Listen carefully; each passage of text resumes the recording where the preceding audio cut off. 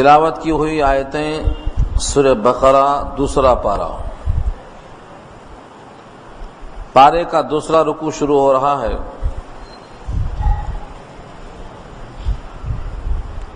اور سورت کا 18واں رکوع ختم ہو چکا ہے۔ اس سورت میں جو مضمون چلا آ رہا ہے کہ تم میری یاد کرو اور میں تمہاری یاد کروں گا، تو میرا شکر ادا کرو، یعنی میری نعمتوں کو یاد رکھو اور ناشکری مت کرو۔ یہ بہت بڑا کام ہے کہ میں ہمیشہ اللہ کے تصور میں رہوں، بیٹھا رہوں تصور جانا کیے ہوئے، جب بھی کبھی طبیعت کسی کو سوچے تو اس میں اللہ کی یاد ہی ہو۔ یہ تصور اتنا محیط ہو کہ آدمی کے شب و روز میں ہر لمحے میں اللہ کی یاد چھائی ہوئی ہو۔ اور یہ ممکن کیسے ہے؟ آپ نے پانی پیا، یہ پانی ایک نعمت ہے جس سے آپ کو آسودگی ہوئی، آپ نے الحمدللہ کہا۔ پانی کی نعمت سے نعمت دینے والے کا استحضار، یہ ہے ربط۔ جب بھی کھانا کھائیں گے تو کھانے کی لذت پر کھانا دینے والے کا استحضار۔ نیند سے اٹھتے ہیں، نیند کی راحت سے آسودہ ہوتے ہیں تو نیند دینے والے کا استحضار۔ جب کبھی آپ اپنے زندگی میں کسی بھی نشے و فراز میں آگے پیچھے اتار چڑھاؤ محسوس کریں تو آپ اس وقت اللہ کی نعمتوں کو یاد ایسا ہی کر سکتے ہیں۔ اس کو آپ اپنے ذہن پر چھا جانے کے لیے مدد لینا ہے تو صبر اور صلات سے لیجیے۔ صبر سے اور صلات سے مدد کیسے ملے گی؟ اگر یہ راز معلوم ہو گیا تو نماز پڑھنا مشکل نہیں ہوگا۔ یا ایھا الذین آمنوا استعینوا بالصبر والصلاۃ، اے وہ لوگ جو ایمان لے آئے ہو، مدد چاہو صبر کے ذریعے اور صلات کے ذریعے۔ صبر کے ذریعے مدد کیسے؟ یعنی صبر 3 چیزوں کا مجموعہ ہے، اور یہ 3 چیزوں کا مجموعہ کیا ہے جو آپ سنتے آئے ہیں؟ نیکیوں پر اپنے آپ کو آمادہ کرنا، یہ نماز کا وقت ہوا، نماز کے لیے خود کو تیار کرنا، روزے کا وقت ہوا، روزے کے واسطے تیار ہو جانا، عبادت کے لیے خود کو تیار کرنا، یہ صبر کا پہلا درجہ ہے۔ نمبر 2، گناہ کا تصور آتے ہی اپنے آپ کو گناہ سے روکنے کی فکر کر لینا، یہ دوسرا درجہ ہے۔ اور مصیبتیں آئیں تو اللہ کی طرف سے یہ احوال آئے ہیں، اس طرح سے اس کو جھیلنے پر تیار ہو جانا، یہ 3 کا مجموعہ صبر کہلاتا ہے۔ عوام الناس کا حال یہ ہے کہ وہ تیسرے کو صبر جانتے ہیں، پہلے 2 کو جانتے ہی نہیں۔ میں بڑا صبر کرتا ہوں، یعنی مصیبتیں جھیلتا ہوں، یہ صبر کرنے والا آدمی کامل نہیں ہے، 1/3 پہ عمل کر رہا ہے یہ۔ اور اس میں بھی شرط یہ ہے کہ جب مصیبت آئے تو زبان پر شکوہ نہ آئے، اور اگر زبان پر شکوہ آ بھی گیا تو دل میں شکوہ نہ آنے پائے۔ جیسے نبی کریم صلی اللہ علیہ وسلم کے فرزند حضرت ابراہیم آپ کی ایسے گود میں ہیں اور ان کی سانس اکھڑ رہی ہے، قریب قریب دنیا سے جانے والے ہیں، اس حالت میں نبی کی آنکھوں سے آنسو جاری تھے۔ حضرت عبد الرحمن ابن عوف فرماتے ہیں انت تبکی یا رسول اللہ، کیا آپ بھی روتے ہیں اللہ کے رسول؟ فرمایا نبی صلی اللہ علیہ وسلم نے یہ اللہ کی رحمت ہے، آنکھیں آنسو بہاتی ہیں، دل غمگین ہے، لیکن ہم زبان سے شکوہ نہیں کرتے۔ نبی صلی اللہ علیہ وسلم نے یہ بتایا ہے کہ دل مغموم ہو سکتا ہے حالات کی وجہ سے، آنکھیں آنسو بہا سکتی ہیں حالات سے متاثر ہو کر، لیکن زبان سے شکوہ نہ کرنا یہی صبر ہے۔ روتے پلاتے تھک تھکا کے آخر میں چپ ہو جانا یہ کوئی کمال نہیں. الصبر عند الصدمۃ الاولی، صبر اسے کہتے ہیں جب مصیبت آئے صبر اسی وقت میں محسوس ہو. صدمہ اولا کے معنی مصیبت کے فوراً بعد قرار آئے اور اسی موقع پر خود کو اللہ کے فیصلے پر راضی کرنے کا آمادہ کرے. تو صبر نام ہے 3 چیزوں کا: گناہوں سے اپنے آپ کو روکنا، اطاعت کرنے کے لیے اپنے آپ کو تیار کرنا، جس حال میں اللہ رکھے اس حال میں رہ جانے پر راضی ہو جانا. یہ 3 چیزوں کا نام صبر ہے. مثال دے سکتا ہوں، آپ سمجھ سکتے ہیں اس چیز کو. سورج نکلنے والا ہے، ابھی نکلا نہیں ہے، تو فجر کی نماز پڑھنا ہے، یہ اللہ کا فیصلہ ہے. اب دل نہیں چاہتا اٹھ کر آنے کو. اپنے دل کو اور اس کے ماتحت جسم کو تیار کر کے باوضو مسجد تک لانا، یا کم سے کم گھر میں اکیلے پڑھنا، قضا ہونے سے بچانا، یہ صبر کا درجہ ہے اطاعت کی شکل میں. رمضان آیا، خود کو روزے پر آمادہ کرنا، اطاعت کی شکل میں. اور گناہوں سے بچنے کا موقع آیا تو اپنے آپ کو روکنا گناہوں سے. یہ دونوں شکلیں صبر کی ہیں. تیسری شکل یہ ہے جو آپ سنتے آئے ہیں، مصیبتیں جھیلنا.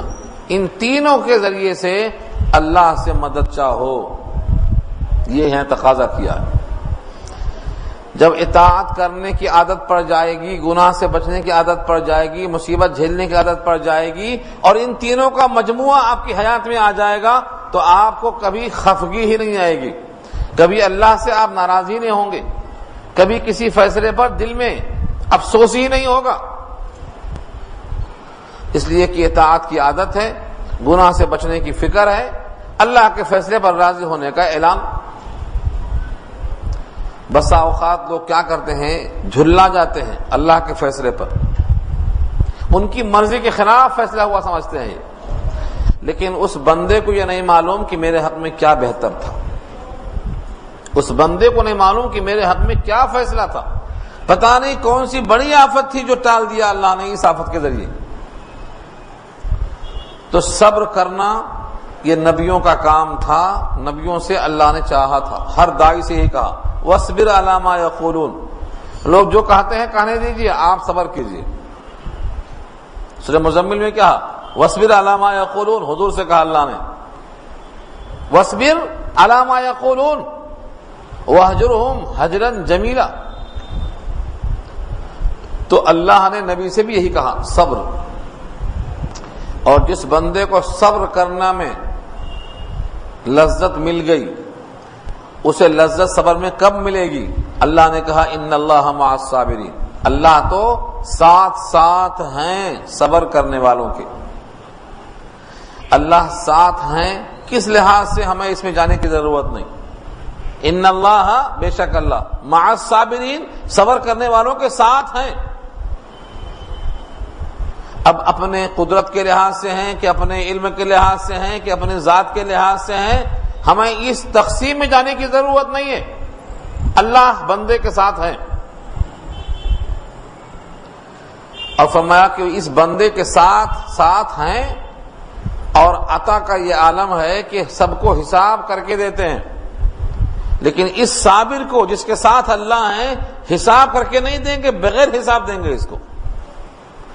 انما یوفی الصابرون اجرہم بغیر حساب.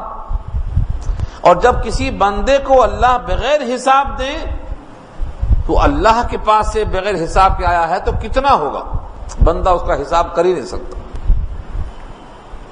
جب اللہ کسی کو دیتے ہیں تو بے حساب دیتے ہیں. صابرین کے لیے خاص انعام ہے. اور اس حساب کو آپ کرنا چاہیں تو چونکہ اللہ نے اسے کہہ دیا ہے یہ بغیر حساب ہے، تو اب حساب کر ہی نہیں سکتے. آپ عطا ایسی ہوتی ہے وہاں سے. ایک مثال دوں تو آپ کو سمجھ میں آئے گا عطا کیسی ہوتی ہے.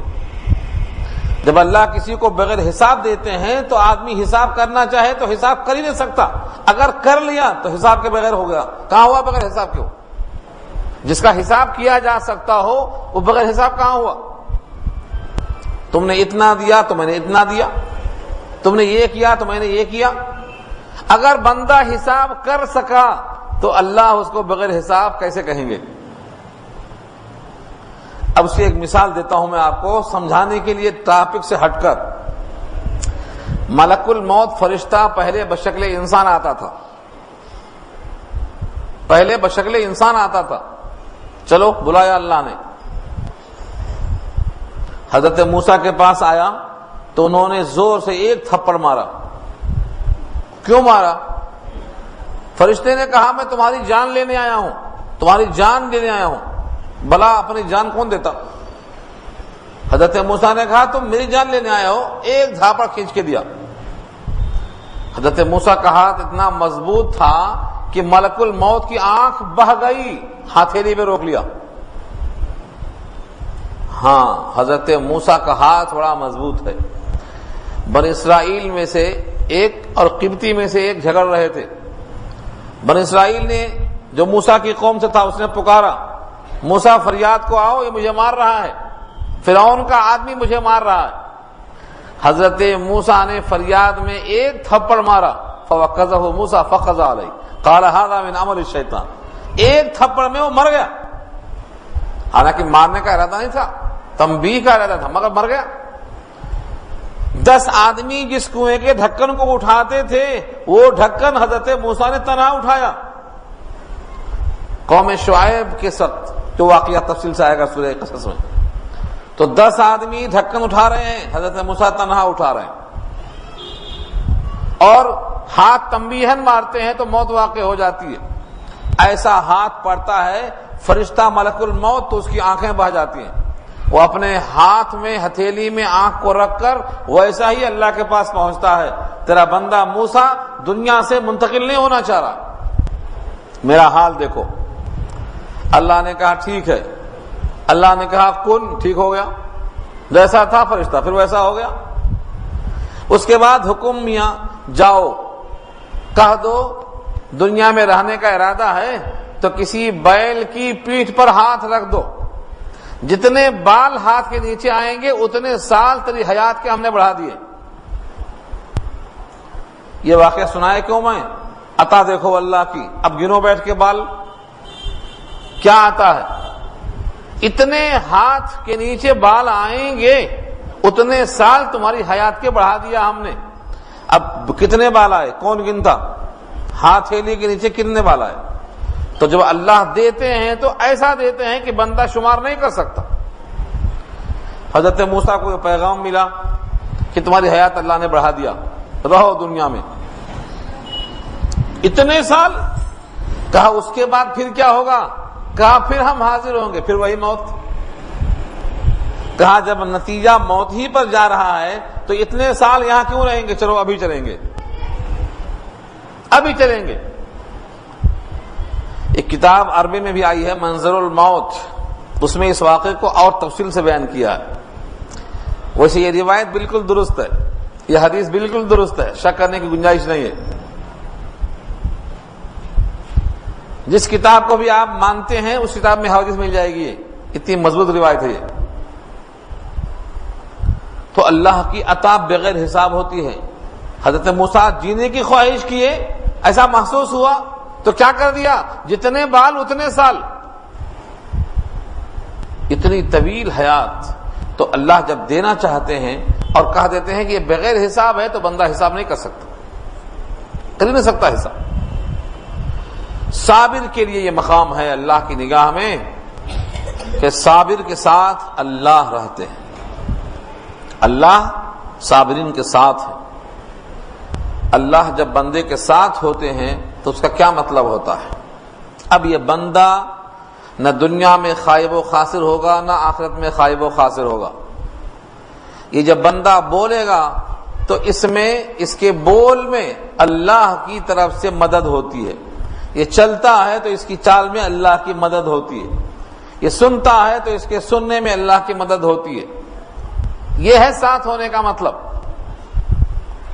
تو سب سے زیادہ صبر کرنے والا بندہ اللہ کے ساتھ ہونے کا فخر رکھتا ہے۔ اب اگر وہ اس صبر کے ساتھ مظلوم ہوا، اس کی آہ نکلی، تو حدیث میں آتا ہے اس کی آہ سے اب بچو، کیونکہ یہ صابر ہے، مظلوم ہے۔ اس کی آہ پر فرشتے نہیں، خود اللہ متوجہ ہوتے ہیں اجابت اور قبولیت کے لیے۔ بترس از آہ مظلومہ کی ہنگام دعا کردن، اجابت از در حق بہر استقبال می آیت۔ اس لیے مظلوم اور صابر ایک ہی معنوں میں ہے۔ صبر کون کرے گا؟ جس پر ظلم کیا جائے۔ تو یہ صابر اپنے صبر کی بنا پر جب آہ نکالتا ہے تو اس کی آہ اللہ کے ہاں ایسے مقبول ہوتی ہے کہ اجابت متوجہ ہوتی ہے، قبولیت متوجہ ہوتی ہے۔ تو اس آیت میں ہمیں دو پیغام ملا۔ ایمان والو مدد چاہو صبر کے ذریعے اور صلاۃ کے ذریعے۔ صلاۃ سے بھی مدد ملتی ہے۔ کیسے ملتی ہے صلاۃ؟ صلاۃ کے معنی اللہ سے ملاقات، اللہ کے منشا کے مطابق۔ ہم چلے گئے چلے جائے ایسا نہیں، اللہ کی منشا کے مطابق باوضو ہو کر، با طہارت ہو کر، لباس پاک، کپڑا پاک، دل پاک، عزم و ارادہ عمدہ، اللہ کے گھر میں حاضری، ان کے بلانے کے بعد، بغیر بلائے نہیں، بلانے کے بعد اب بندہ اللہ کے سامنے حاضر ہوتا ہے، ملاقات ہوتی ہے۔ جب سجدہ کرتا ہے تو یہ سجدہ اللہ کے پاؤں پہ سجدہ ہوتا ہے۔ سب سے قریب بندہ اس وقت ہوتا ہے جب بندہ سجدے میں ہوتا ہے۔ سورہ علق کی آخری آیتیں ہیں، وَاسْجُدْ وَاقْتَرِبْ، سجدہ کر اور قریب ہو جا۔ سب سے زیادہ بندے کی قربت اللہ سے کب ہوتی ہے؟ جب وہ سجدے میں ہوتا ہے۔ تو یہ ملاقات کا نام صلاۃ ہے۔ اس صلاۃ سے مدد کیسے ملے گی؟ جب تم مصیبت پریشانی کے عالم میں، نمازوں کی پابندی میں، سجدے میں، اللہ کی تسبیح اور تحمید میں لگیں گے تو تمہارے اس مظلومیت کا حال اللہ تعالیٰ تبدیل کریں گے۔ یہ ہے مدد کہ بندہ پریشان حال ہے پھر بھی ہماری محبت میں حاضر ہے۔ اللہ کے اس بندے کو کیا کیا پریشانیاں ہیں پہلے سے اللہ کو معلوم ہے۔ اور ایک صفت خاص پیدا ہوتی ہے نماز سے، وہ کیا ہے؟ اپنے ساتھ اللہ کو ہمیشہ محسوس کرنا۔ یہ صفت نماز سکھاتی ہے۔ جب ہم نماز پڑھتے ہیں تو کیا پڑھتے ہیں، کیسی نیت سے پڑھتے ہیں؟ ہمیں اللہ ضرور دیکھ رہے ہیں، تو ہے احساس۔ ہم اللہ کو دیکھ رہے ہیں، یہ تو حاصل نہیں ہو پاتا، لیکن اتنا تو ہونا چاہیے کہ ہمیں اللہ ضرور دیکھ رہے ہیں۔ اس کیفیت سے اگر کوئی 5 وقت نماز پڑھتا ہے تو اس کے دماغ میں کیا آئے گا؟ اللہ ہمیں دیکھ رہے ہیں، اللہ ہمیں دیکھ رہے ہیں۔ یہ ٹریننگ اتنی پختہ ہو جائے گی کہ کبھی بھی کوئی کام کرے گا تو دل میں آئے گا اللہ ہمیں دیکھ رہے ہیں۔ سو رہا ہے تو دیکھ رہے ہیں، کاروبار کر رہا ہے تو دیکھ رہے ہیں۔ اتنی زیادہ اس کی نمازوں سے مشق ہو جائے گی، اللہ ہمیں دیکھ رہے ہیں۔ اور یہ مشق کے بعد اس کا حال کیا ہوگا؟ اپنے ساتھ ہمیشہ اپنے رب کو موجود اور محسوس پائے گا۔ اس ٹریننگ کے بعد اس کی نماز اس کو برائیوں سے روکنے والی بن جائے گی، کیونکہ جب برائی کرنے جائے گا خیال آئے گا کہ میرا رب مجھے دیکھ رہا، وہ رب میرے ساتھ ہے، وہ مجھے دیکھ رہا، برائی سے ہاتھ رک جائے گا۔ یہی مقصد ہے جو اللہ نے کہا ان الصلاۃ تنہی عن الفحشاء والمنکر، کہ بے شک نماز بے حیائی سے، منکرات سے روک دیتی ہے۔ جب ایسی نماز ہوگی تب روک دے گی، اور ایسی نماز ہم کو ملتی ہی نہیں۔ ہم کو ایسی نماز ملتی ہے کہ گئے چلے جائے، کیا پڑھے نہیں معلوم، کیوں پڑھے نہیں معلوم، کیا کہا کے آئے نہیں معلوم، کچھ بھی نہیں، بس گئے چلے جائے، بے مقصد گئے بے مقصد آ گئے۔ ایسا نہیں، نماز اس شعور کے ساتھ ہو کہ ہمیں اللہ دیکھ رہے ہیں، اس ٹریننگ کے واسطے نماز میں آنا، تو برائیوں سے انسان رک جاتا ہے۔ اس طرح سے مدد ملتی ہے۔ تو نماز سے مدد اور صبر سے مدد حاصل کرو، ایمان والوں سے اللہ کا حکم ہے۔ بے شک اللہ صبر کرنے والوں کے ساتھ ہے۔ یہ صبر کب تک کرو؟ کتنا صبر کرو؟ کہتے ہیں نا صبر کا پیمانہ ہمارا لبریز ہو گیا، صبر کا پیمانہ لبریز ہو گیا، اب چھلک جائے گا۔ کیا مطلب ہوا اس کا؟ اب ہم صبر نہیں کر سکتے. یہ جملہ نہیں آنا. صبر اتنا کرنا اتنا کرنا اتنا کرنا کہ جان عزیز دے دینا. حضرت موسیٰ سے قوم نے کیا کہا تھا, پیچھے پڑ چکے, لن نصبر علی طعام واحد. اب ایک کھانا کھاتے کھاتے, من اور سلوا کھاتے کھاتے ہم تھک گئے, اب ایک کھانے پر صبر نہیں کر سکتے. تو کیا ہوا, تھپڑ کھائے نہیں کھائے, تھپڑ پڑا ان کے اوپر. لن نصبر کہتے ہی صبر تھپڑ آ گیا اوپر سے.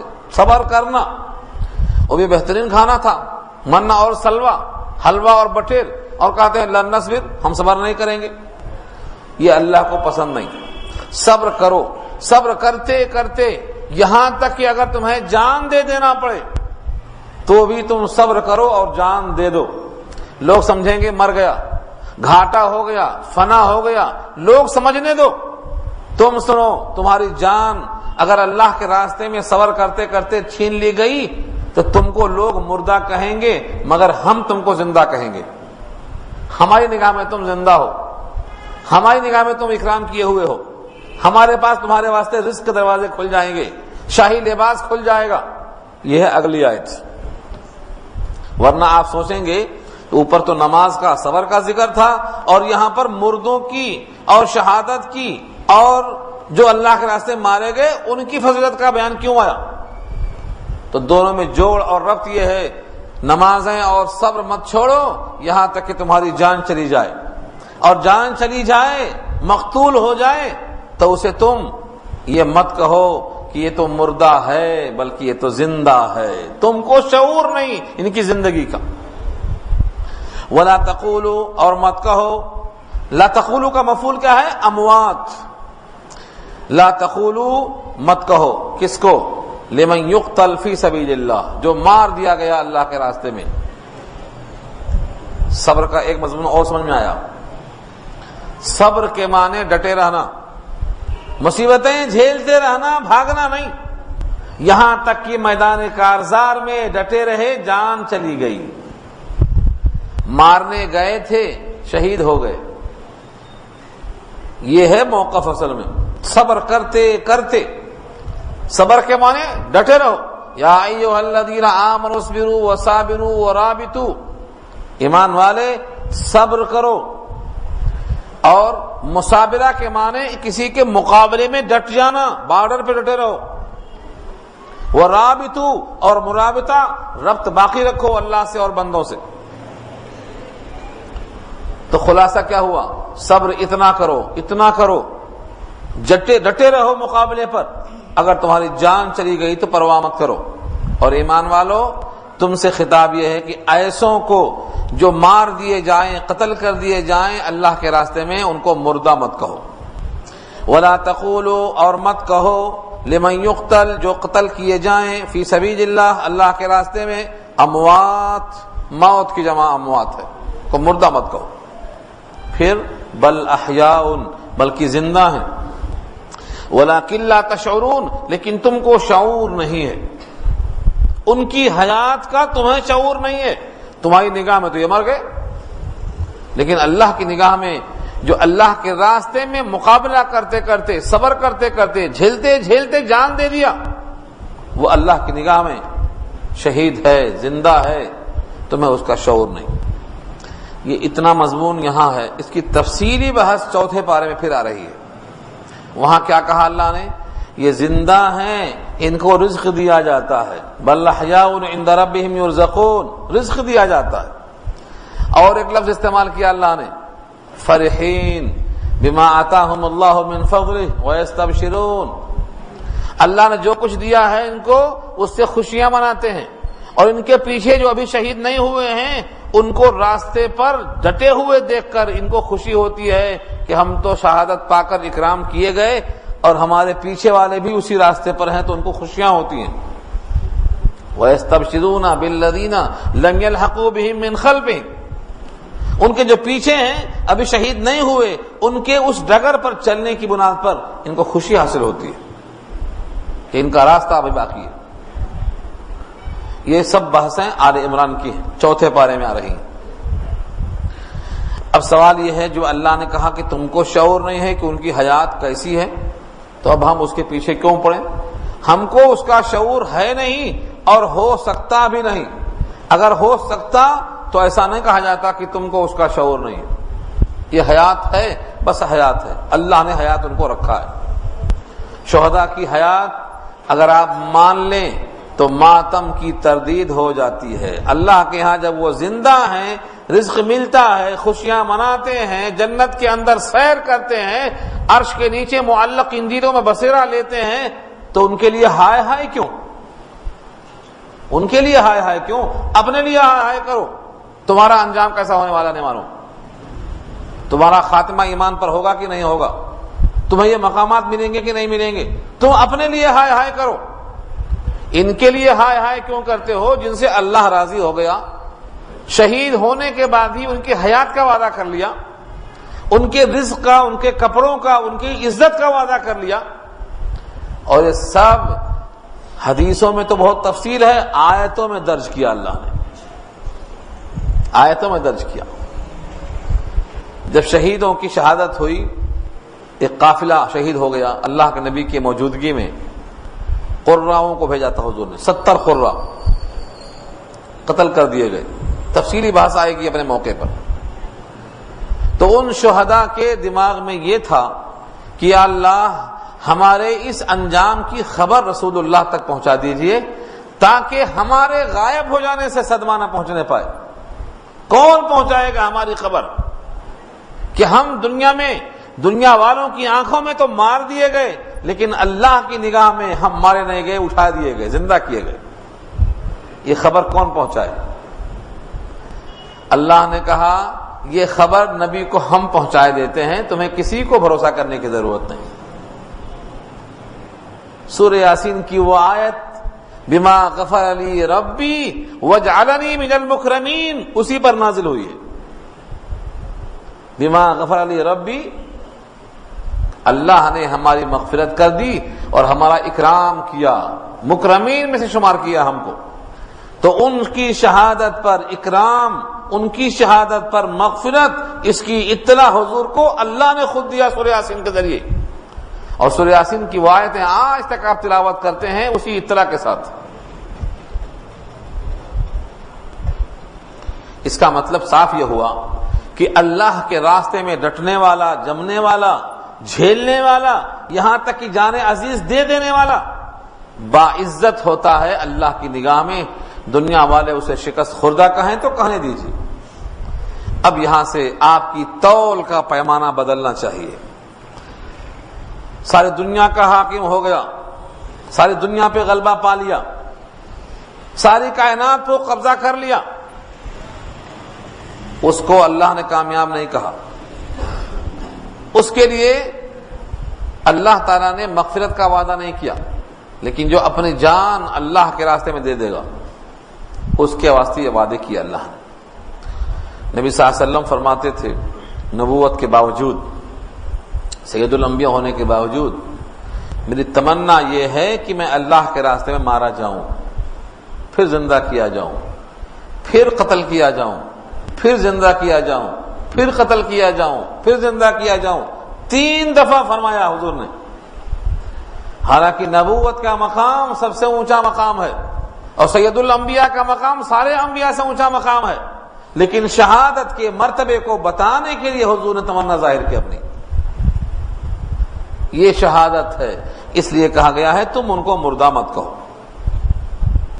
اب رہا سوال، ہماری آنکھوں میں تو ان کے بچے یتیم ہو گئے، بیوی بیوہ ہو گئی، بچے لاوارث ہو گئے، ان کی دنیا کی کمائی ماری گئی. اللہ فرماتے ہیں کہ تم کبھی کبھی آزمائش میں ڈالے جاؤ گے. ہم کیسے چیک کریں گے کہ تم ہمارے ہو کہ کسی اور کے ہو؟ ظاہری طور پر ہم کو تم کو ایسے حالات میں لانا پڑے گا کہ تم ڈٹنے والے ہو کہ بھاگنے والے ہو. تمہارے دل میں ہمارے حکم کی کتنی عظمت ہے. ظاہراً ایسا موقع ہم پیدا کریں گے کہ تمہارا امتحان لے لیں. وَلَنَبْلُوَنَّكُمْ، اور ضرور تم کو ہم آزمائش میں ڈالیں گے. وَلَنَبْلُوَنَّكُمْ، اور ضرور بضرور تم کو ہم اسی دنیا میں چیک کریں گے. کیسا چیک کریں گے؟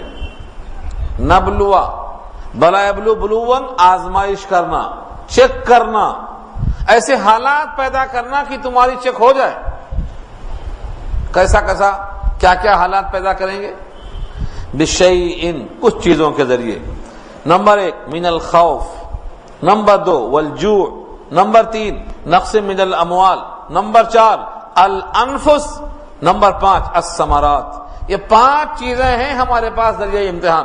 5 سبجیکٹ ہے، یہ 5 مضمون ہے. یہ اس میں تم کو ہم مبتلا کر کے چیک کریں گے. سونے کو چیک کرنا تو کیا کرتے؟ گھستے. نہیں سمجھ میں آئے تو پگھلا دیتے، چیک ہو جاتا. 22 کی ہے، 24 کیرٹ ہے، کتنا ہے. تو اس کو گھسنے سے معلوم نہیں ہوا تو پگھلا دینا. اللہ نے یہ وعدہ فرمایا ہے کہ جب ہم تم کو ایسے حالات میں ڈالتے ہیں تو اس کا مقصد یہ ہوتا ہے کہ تم کتنے ثابت قدم ہو. تمہیں اپنی ذات کی پرواہ ہے یا میرے حکم کی پرواہ ہے؟ وَلَنَبْلُوَنَّكُمْ، اور تم کو ہم ضرور آزمائش میں ڈالیں گے خوف کے ذریعے. خوف کیسا خوف ہوگا؟ کوئی بھی خوف ہو سکتا ہے. دشمنوں کا خوف ہوگا، بیماری کا خوف ہوگا، کسی قسم کا خوف ہو سکتا ہے. آج سارے عالم میں مسلمان کہتے خوف زدہ ہیں. یہ بھی تو ایک امتحان ہے. اس امتحان کو ہم سمجھتے نہیں کہ امتحان ہے. شکوہ زبان پہ کیا ہو رہا ہے؟ اللہ کی حکومت ہے، ایسا کیوں ہو رہا ہے؟ اللہ نے تمہارے واسطے اس خوف کے ماحول کو پیدا کیا ہے کہ تم کو اللہ پر کتنا بھروسہ ہے. ساری دنیا کی حکومتیں ایک طرف، ساری دنیا کی دولت ایک طرف، اور سارے کائنات کے اسلحہ ایک طرف. اللہ کا لفظ کن ان سے لڑنے کے واسطے کافی ہے. اللہ نے کہا اے ہوا جا، بس. غزوہ احزاب کی طرح ان پر ان کے گھروں کو الٹ دے. ہواؤں کا طوفان نہیں آتا، آج بھی آتا. پانیوں کا طوفان نہیں آتا، آج بھی آتا. یہ ہوائیں کس کے حکم سے آتی ہیں اور پانی کا طوفان کس کے حکم سے آتا ہے؟ اللہ کے پاس کچھ کمی نہیں ہے. ہمیں خوف کھانے کی ضرورت نہیں ہے. ساری کائنات مٹ جائے، ہمارا ایمان باقی رہے تو ہم کامیاب ہیں. دنیا کی ہر شے ذرہ ذرہ میں تباہ ہو کر ختم ہو جائے تب بھی ہمیں خوف نہیں ہونا چاہیے، کیونکہ ہمارا ایمان باقی ہے. ہاں، یہ دعا کرنا ہے کہ ہمارا ایمان باقی رہے. کسی موقع پر ہم اللہ سے دعا کرنا، اللہ ہمیں آزمائش میں مت ڈالیے. صبر کی دعا نہیں کرنا چاہیے. ہاں، پڑ جائے تو جھیلنا چاہیے، لیکن صبر کی دعا نہیں. صبر کی دعا مانگنے کا مطلب مصیبت مانگ رہے ہو تم. ہاں، پڑ جائے تو جھیلنا حکم ہے یہ، لیکن صبر مانگنا نہیں. منع کیا اس سے. تو خوف کے ذریعے سے، والجوع اور بھوک کے ذریعے سے مکے والوں پر 7 سال کا قحط بھیجا اللہ نے. 7 سال لوگ ہڈیاں کھا گئے، چمڑے کھا گئے، مردے کھا گئے. کھانے کی کوئی چیز نہیں تھی، درختوں کی چھالوں کو کھا گئے. 7 سال کا قحط مکے والوں کو پڑا. ابو سفیان نبی کے پاس آئے، رشتہ داری کا واسطہ دے کر دعا کی درخواست کی، حضور کی دعا پر ختم ہوا. 7 سالہ قحط. یہ قحط بھی آزمائش ہے.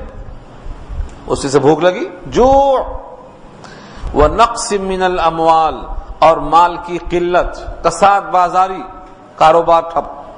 آج سارا عالم پریشان ہے. کیا بھائی؟ کساد بازاری. اپنے کیے کا کوئی علاج نہیں ہے. تم نے پیسے کو برباد کیا ہے جلا کر کے. پیسوں کی بنیاد پر تم نے انسانوں کو ضائع کیا ہے، انسانیت کو ضائع کیا ہے، کم سن عمر بچوں کو ضائع کیا ہے. کائنات میں تم نے کتنا خون کی ہولی کھیلی ہے. اس لیے آج دنیا پوری کی پوری پریشان ہے. کس میں؟ نقص من الاموال. مال کی کمی آ گئی، بکری بند ہو گئی، کاروبار ٹھپ ہو گئے. والانفس، نفس کی جمع ہے، جان. لاکھوں انسان مارے جائیں گے. مردوں کی قلت پڑ جائے گی، کمانے والے نہیں ہوں گے، صرف کھانے والے ہو جائیں گے. یہ بھی ذریعہ ہے. جب جنگیں کثرت سے ہوں گی اور لڑنے والے قتل ہوتے رہیں گے تو کون بچے گا؟ بچے بچیں گے، بوڑھے بچیں گے، عورتیں بچیں گی. ان کو کھانا کھلانے والے نہیں رہ جائیں گے. یہ کیا ہے؟ جان کی کمی. والثمرات، پھلوں کی کمی. درخت ہوں گے پھل نہیں آئے گا، زمین سے درخت نکلیں گے ان کے پھل گر جائیں گے، پھول گر جائیں گے، پیداوار نہیں ہوگی۔ یہ سب ترکیب ہے۔ اور ایسے تمام موقع پر اگر بندے اللہ کے فیصلے پر راضی ہیں تو فرمایا وبشر الصابرین، بشارت دے دو صبر کرنے والوں کو، بشارت دے دو جھیلنے والوں کو، بشارت دے دو ثابت قدم رہنے والوں کو۔ وبشر الصابرین، ان کی پہچان کیا ہے؟ صبر کرنے والے صابرین کون ہیں؟ ان کی پہچان کیا ہے؟ علامت کیا ہے؟ ہاتھ اٹھا کر دیکھو تو سب کہیں گے ہم صبر کرنے والے ہیں، مگر ترازو میں چیک کر کے دیکھو تو آدھے نکمے نکلیں گے۔ ترازو کیا ہے؟ الذین اذا اصابتهم مصیبہ قالوا انا للہ وانا الیہ راجعون، صبر کرنے والے وہ لوگ ہیں کہ جب ان کو کوئی مصیبت پہنچتی ہے، الذین اذا اصابتهم مصیبہ، کوئی بھی مصیبت ان کو پہنچتی ہے تو ان کو عادت کیا ہے بولنے کی؟ ارے میاں میں ویسا نہیں کرتا تو ایسا نہیں ہوتا، ایسا نہیں کرتا تو ایسا نہیں ہوتا۔ یہ کیا ہے؟ یہ صابر نہیں ہے۔ ایسا کرتا ایسا ہوتا، یہی لکھا تھا تو کیسا نہیں ہوتا، ایسا ہی ہوتا۔ یہ ہے صابر نہیں ہے۔ یہ تو شکوہ کر رہا ہے، اپنی تدبیر کی ناکامی بیان کر رہا ہے۔ یہ ایسا نہیں کرتا تو ایسا نہیں ہوتا، میں نے وہ کیا ہوتا تو یہ ہوتا۔ فرمایا کہ لفظ لو شیطان کا لفظ ہے۔ لو مانے اگر مگر، ایسا ہوا، ایسا لکھا تھا، ایسا ہی ہونا چاہیے تھا، یہ اللہ کا فیصلہ تھا، مجھے اس پر راضی ہونا ہے۔ وہ فیصلہ کیسا بھی ہو، اللہ کا ملک ہے، اللہ کی زمین ہے، اللہ کی حدود ہے، اللہ کی سلطنت ہے، اس کی مرضی کے بغیر کیسا ہو سکتا ہے؟ یہ جیسا ہوا ایسا ہی ہونا چاہیے تھا، یہ میرے حق میں میرے رب کا تجویز شدہ فیصلہ ہے، میں اس پر راضی ہوں۔ آج ملے گا کوئی صابر ایسا؟ آگے اللہ فرماتے ہیں کہ جب مصیبت ان کو پہنچتی ہے تو کیا کہتے ہیں؟ انا للہ، ہم اللہ کے ہیں، وَإِنَّا إِلَيْهِ رَاجِعُونَ، اور بے شک ہم اللہ ہی کی طرف لوٹنے والے ہیں۔ جب ہماری جان اللہ کی طرف لوٹنے والی ہے تو ہمارے ساتھ جو مصیبتیں، آفتیں، پریشانیاں، کلفتیں ہیں، یہ سب لوٹ کے جائیں گے اللہ کی طرف۔ ایسا ہو سکتا ہے کیا ہم تو اللہ کی طرف جائیں اور ہماری آفتیں کہیں اور چلی جائیں؟ یہ ہے بندہ مومن کی شان۔ مصیبت کوئی بھی آئے، مصیبت سے گھبرانا یہ کام مومن کا نہیں ہے۔ مومن کو مصیبت آتی ہے تو پہلی چیز وہ سوچتا ہے کہ میں نے کون سی غلطی کی ہے، مصیبت کیوں آئی؟ کوئی نہ کوئی سنت چھوٹی ہے، کوئی نہ کوئی حکم چھوٹا ہے، کوئی نہ کوئی اللہ کی مرضی کے خلاف کام ہوا ہے، کیونکہ اللہ نے کہا ہے سورہ شورى پارہ 25 میں وَمَا أَصَابَكُم مِّن مُّصِيبَةٍ فَبِمَا كَسَبَتْ أَيْدِيكُمْ وَيَعْفُو عَن كَثِيرٍ، جو مصیبت تمہیں آئی، دنیا میں کوئی آفت تم پر آئی، فَبِمَا كَسَبَتْ أَيْدِيكُمْ، تو تمہارے ہاتھوں کے کرتوت سے آئی، وَيَعْفُو عَن كَثِيرٍ، اور زیادہ تر اس حرکت کو ہم نے معاف کر دیا ہے، جن پر پکڑا ہے وہ تو کم ہے، جن پر پکڑ کیا ہے وہ تو کم ہے، اور زیادہ تر ہم نے اس کو معاف کر دیا ہے۔ اور اگر ساری غلطیوں پر پکڑتا، ساری حرکتوں پہ پکڑتا، سارے کرتوت پہ پکڑتا تو اس زمین پر چلنے والا ایک بھی دابہ نہیں بچتا، ایک بھی نہیں بنتا۔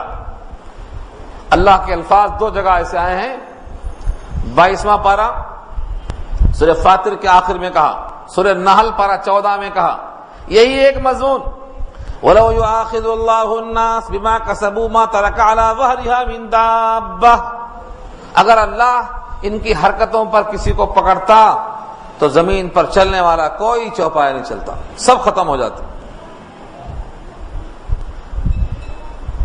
اللہ نے کس پر پکڑا ہے؟ تھوڑے سے پکڑ پہ پکڑا ہے، بقیہ چھوڑ دیا ہے۔ جتنا معاف کر دیا ہے وہ زیادہ ہے دنیا میں بھی، اور جس پر پکڑ فرمایا ہے وہ بہت تھوڑا سا ہے۔ اگر پورے حرکتوں پہ پکڑ فرما لیتا تو زمین پر چلنے والا کوئی باقی نہیں بچتا۔ وَلَوْ يُؤَاخِذُ اللَّهُ النَّاسَ بِمَا كَسَبُوا مَا تَرَكَ عَلَى ظَهْرِهَا مِن دَابَّةٍ، کوئی چوپایا بھی نہیں بچتا، سب ختم ہو جاتے۔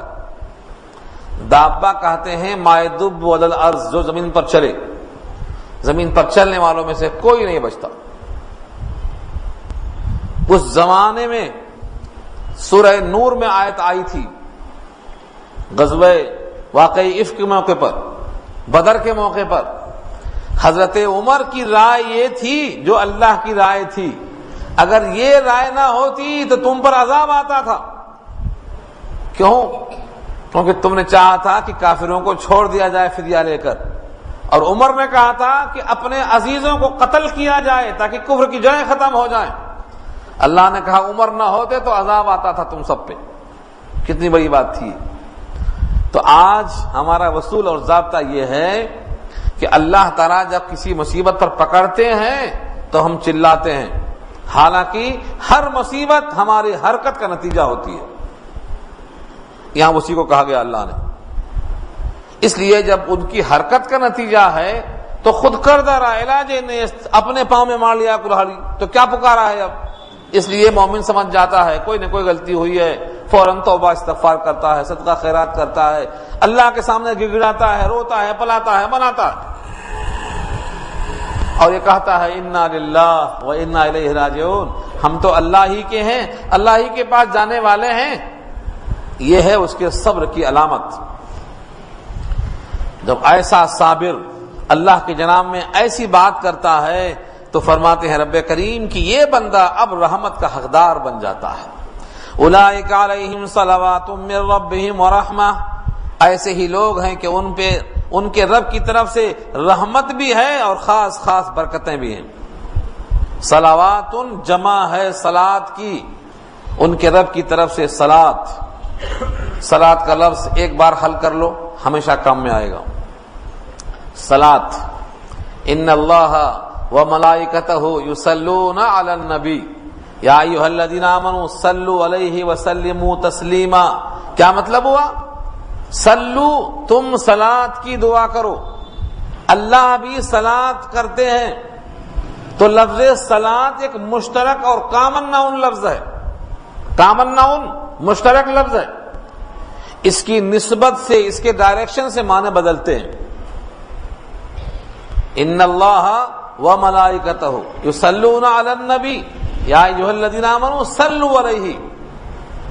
تو صلو ایک ایسا عمل ہے جو اللہ بھی اور رسول بھی اور بندے بھی تینوں مشترک ہیں۔ جب بندہ لفظ صلاۃ کہتا ہے، جیسے اللہم صلی علی محمد کہتا ہے، تو یہ اللہ سے دعا کرتا ہے کہ اللہ میری طرف سے نبی پر آپ کی طرف سے رحمتیں نازل فرما، کیونکہ میں اس قابل نہیں ہوں کہ رحمت لے جا کر وہاں پہنچاؤں۔ بندہ جب کہتا ہے اللہم صلی علی محمدin تو اس کا مطلب ہوتا ہے کہ اے اللہ میری جانب سے نبی رحمت پر آپ رحمت فرمائیے، کیونکہ میں وہاں رحمت نہیں پہنچا سکتا ہوں۔ اور جب فرشتے یہ کام کرتے ہیں، فرشتوں کا مطلب یہ ہوتا ہے کہ فرشتے بھی اللہ سے درخواست کرتے ہیں، اللہ سے استغفار کرتے ہیں۔ فرشتے مومنین کے لیے بھی استغفار کرتے ہیں، زمین پر جتنے مومن ہیں ان کے لیے فرشتے بھی استغفار کرتے ہیں۔ قرآن کریم کی آیت موجود ہے، الذین یحملون العرش ومن حولہ یسبحون بحمد ربہم ویستغفرون لمن فی الارض۔ جو حاملان عرش فرشتے ہیں وہ زمین والوں کے حق میں استغفار بھی کرتے ہیں، دعا بھی کرتے ہیں، رحمت کی درخواست کرتے ہیں۔ اور جب اللہ کی طرف نسبت ہوگی صلاۃ کی تو معنی رحمت کا برسانا، رحمت میں ڈھانپ لینا۔ چنانچہ نبی صلی اللہ علیہ وسلم کا ارشاد ہے کہ اللہ نے مجھے اپنی رحمت میں ڈھانپ لیا ہے۔ تو صلاۃ کے تین معنی، بندے کی طرف منسوب ہے تو دعا کرنا، فرشتوں کی طرف منسوب ہے تو استغفار کرنا، اللہ کی طرف منسوب ہے تو رحمت میں ڈھانپ لینا، یہ تینوں معنی ہیں۔ فرمایا ایسے ہی وہ بندے ہیں جو انا للہ کہتے ہیں و انا الیہ راجعون کہتے ہیں، ان پر ان کی رحمت ہوگی، ان کی طرف سے ان کا خاص خاص برکتیں ہوں گی۔ صلوات من ربہم، ان کے رب کی طرف سے سکینے کا نزول ہوگا اور رحمت ہوگی۔ اب یہ ہم بیٹھے ہوئے ہیں، قرآن سن رہے ہیں، ہم کو محسوس نہیں ہو رہا ہے کہ ہم کس کے درمیان بیٹھے ہوئے ہیں؟ اللہ کی طرف سے وعدہ ہے، جب کہیں کسی موقع پر لوگ اللہ کے لیے جمع ہوتے ہیں، اللہ کا چرچا کرتے ہیں، تو فرشتے ڈھونڈتے ڈھونڈتے ایسی محفل میں آ کے شریک ہو جاتے ہیں، اور اس کی وجہ سے دل میں سکینت نازل ہوتی ہے اور پورے لوگوں کو فرشتے ڈھانپ لیتے ہیں۔ ان فرشتوں کی وجہ سے دل میں رقت بھی پیدا ہوتی ہے، دل میں اللہ کی طرف سے میلان بھی پیدا ہوتا ہے۔ تو یہاں اشارہ کر دیا ہے کہ یہی لوگ ہیں جن پر اللہ کی طرف سے رحمت خاص ہوتی ہے، اور ان کے پروردگار کی طرف سے خصوصی رحمت بھی ہوتی ہے۔ وَأُولَٰئِكَ هُمُ الْمُهْتَدُونَ، اور یہی لوگ ہیں جو ہدایت یافتہ ہیں۔ ہدایت یافتہ کا مطلب ان کو ہدایت مل گئی، یہ ایسے راستے پر چلتے ہیں کہ اب ان کی ہدایت ان کو اللہ نے دے دیا۔ یعنی ہدایت یافتہ کس کو بولتے ہیں؟ محتد، یہ مفعول ہے، جن کو اللہ نے اس راستے پر لگا دیا ہے جس پر چل کر اپنی منزل تک پہنچنے والے ہیں، یہ ہے محتدون، ہدایت یافتہ۔ اور یہ بہت بڑا انعام ہے۔ ہدایت یافتہ کون، اگر سوال کیا جائے تو ہدایت یافتہ وہ ہے جو ہر مصیبت پر انا للہ کہتا ہے، ہر مصیبت پر یہ کہتا ہے ہم تو اللہ کے ہیں، اللہ کے پاس جانے والے ہیں، اور ہر مصیبت پر یہ سوچتا ہے کہ میرے کسی نہ کسی کرتوت کا یہ صلہ ہے۔ ہم اللہ سے استغفار کریں، توبہ کریں، کیونکہ کوئی نہ کوئی ٹھوکر جب بھی لگی تو اس کا مقصد یہ ہوتا ہے تنبیہ کرنا۔ اللہ نے کہا ہے لعلہم یتضرعون، کیوں نہیں روئے؟ فلولا اذ جاءہم باسنا تضرعوا، کیوں نہیں روئے جب مصیبت ہمارے پاس سے آئی تھی؟ لگتا ہے کہ لوگوں کے دل سخت ہو گئے، قساوت قلبی دل میں آ گئی ہے، مصیبتوں پر مصیبتیں جھیل رہے ہیں، ان سے بیان کرتے ہیں، ان سے بیان کرتے ہیں۔ مصیبت آئی تو کسی بدعملی کی بنا پر آئی، اللہ سے کہو، توبہ استغفار کرو، دھلنے والے وہی ہیں۔ ایسے بندوں کو اللہ نے ہدایت یافتہ قرار دیا ہے۔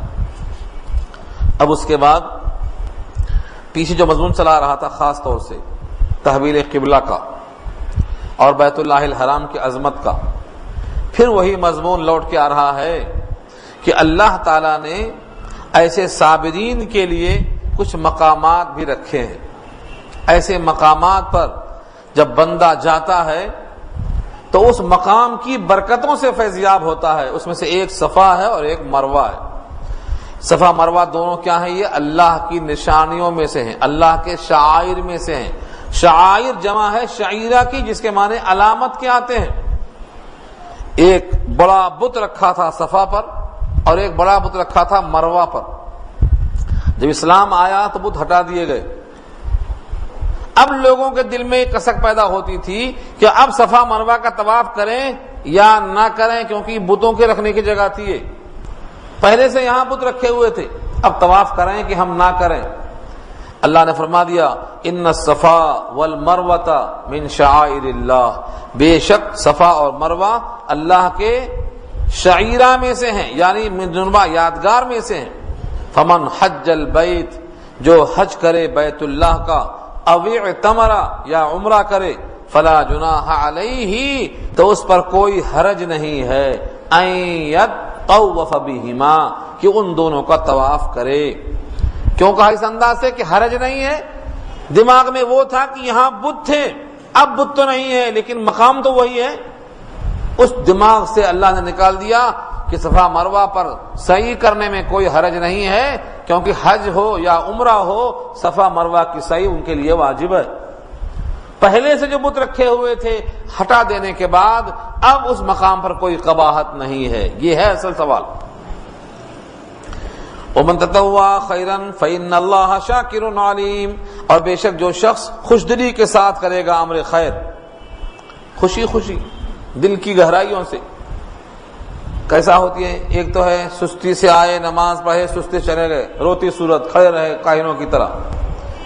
حج میں آپ دیکھیں گے تو جو صفا مروہ کی سعی کرتے ہیں ایک وجد کا عالم ہوتا ہے، وجد کا عالم، بوڑھی عورتیں بھی دوڑنا چاہتی ہیں، جوان عورتیں بھی دوڑنا چاہتی ہیں، بچے بھی دوڑنا چاہتے ہیں. ایک ایسی چہل پہل ہوتی ہے کہ لگتا یہ ہے کہ رحمت برس رہی ہے اور مغفرت آ رہی ہے اور سب سمیٹ رہے ہیں.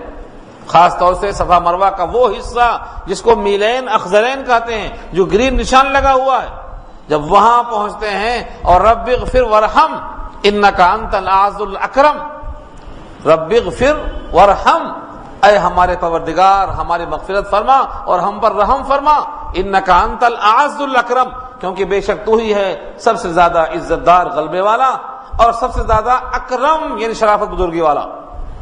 تو ایسا معلوم ہوتا ہے کہ ہر ایک کے دل میں شادابی آ گئی، وجد آ گیا.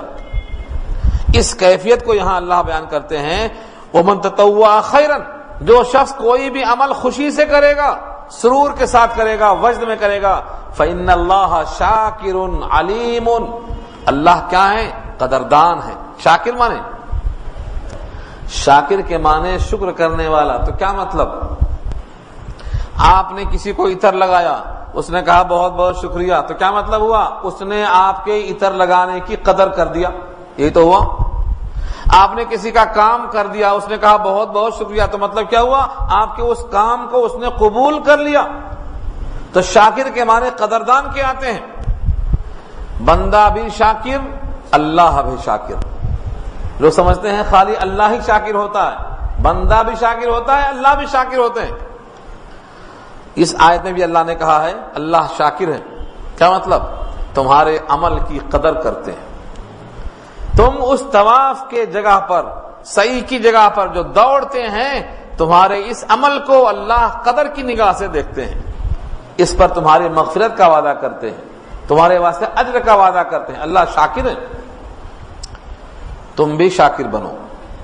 شکر کرتے ہیں ہر ایک حال میں، شاکر ہیں ہم، سر جھکائے تیرے دربار میں حاضر ہیں ہم.